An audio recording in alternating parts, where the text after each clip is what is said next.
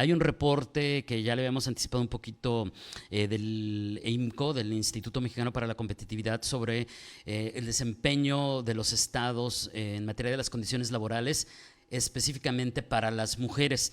¿De qué viene? ¿Dónde están los focos rojos? ¿Cuáles son algunos de los datos más importantes? Para hablar de ello, le agradezco enormemente que nos tome la llamada Paola Vázquez. Ella es investigadora del Instituto Mexicano para la Competitividad, AC, del IMCO. Paola, ¿cómo estás? Muy buenos días.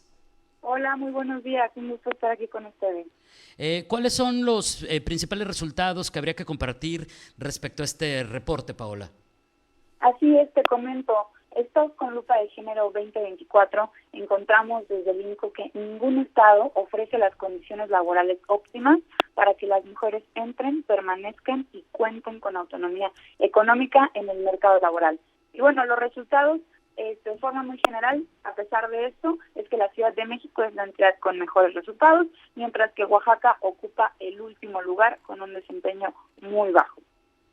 Y esto significa, digamos, en términos prácticos o de poner algunos ejemplos, Paola, que a las mujeres les siguen pagando menos por un trabajo, les siguen pagando menos por el mismo trabajo que haría un hombre. Eso, digamos, es quizá lo más llano, lo más sencillo, pero es uno de los ejemplos para entender esto. Definitivamente, este es uno de los componentes que medimos en estados con lupa de género. Te comparto. En este indicador comprende 17 indicadores y los agrupamos en 3 pilares para comprender toda esta realidad que enfrentan las mujeres en el mercado laboral.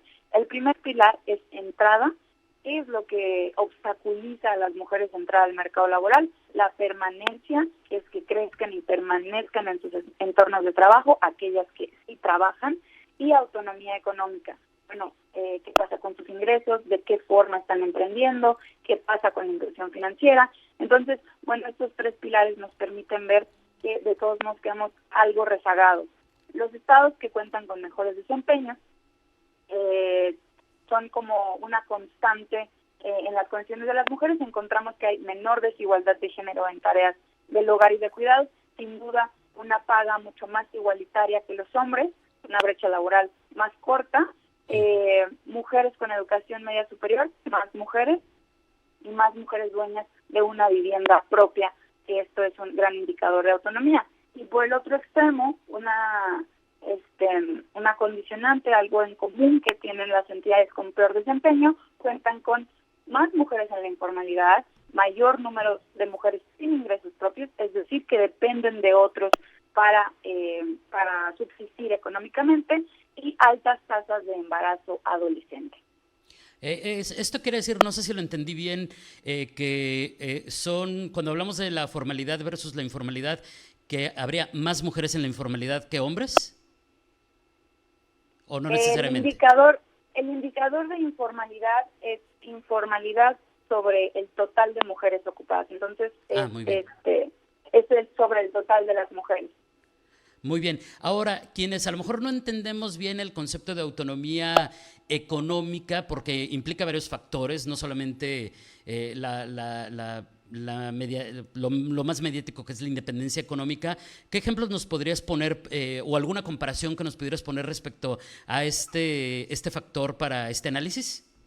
Sí, claro que sí. Autonomía económica, como te comento, es el nuevo pilar que agregamos a esta medición. Y bueno, entendiendo que no nada más es entrar, permanecer en el mercado laboral, sino también que el mercado laboral te dé la capacidad de acceder y generar ingresos por tu cuenta propia. Entonces, bueno, tenemos factores en la autonomía económica como inclusión financiera, es decir, esta capacidad de generar ingresos. Inclusión financiera, medimos la diferencia que hay entre los montos de crédito de hombres y mujeres. De forma nacional llegan a obtener hasta 20% más los hombres que las mujeres en créditos de vivienda y empresariales.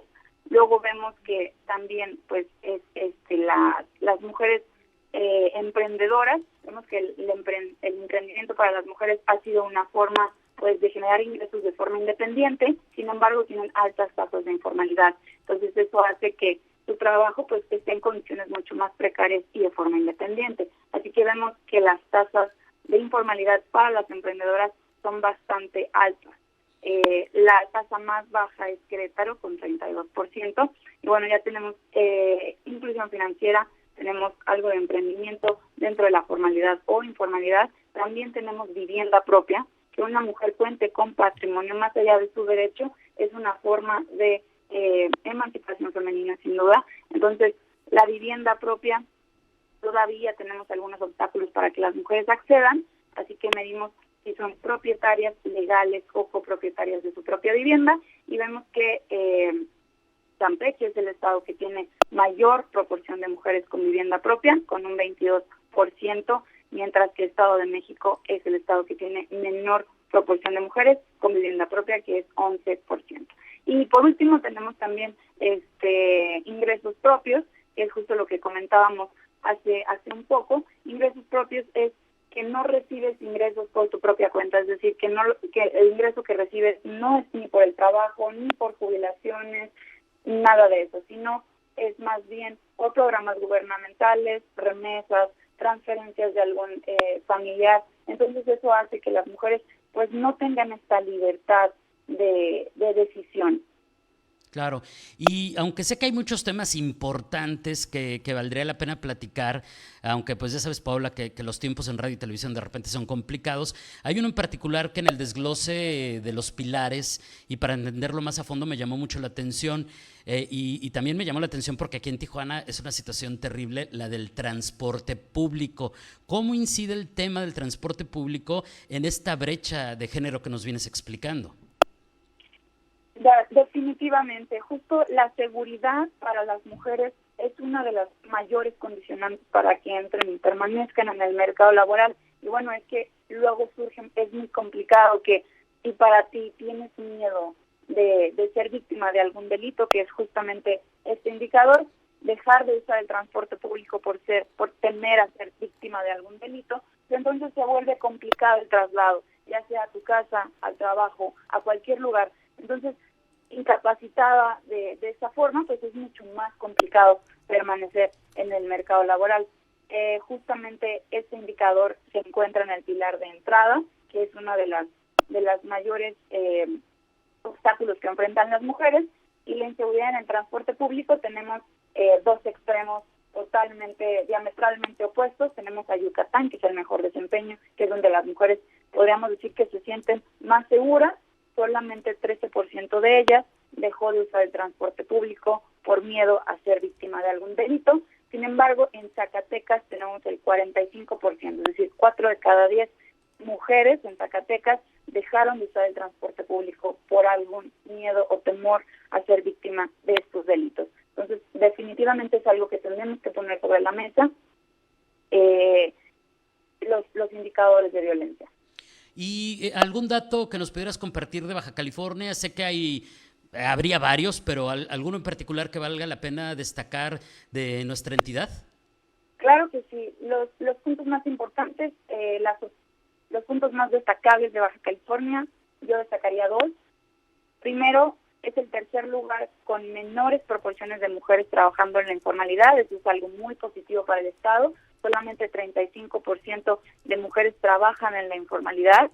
También ocupa el segundo lugar a nivel estatal con menor dependencia de ingresos de terceros, es decir, las mujeres generan ingresos por su propia cuenta. Solamente 19% de las mujeres no percibe ingresos de manera directa, así que las deja, se puede decir que tienen una mayor autonomía económica.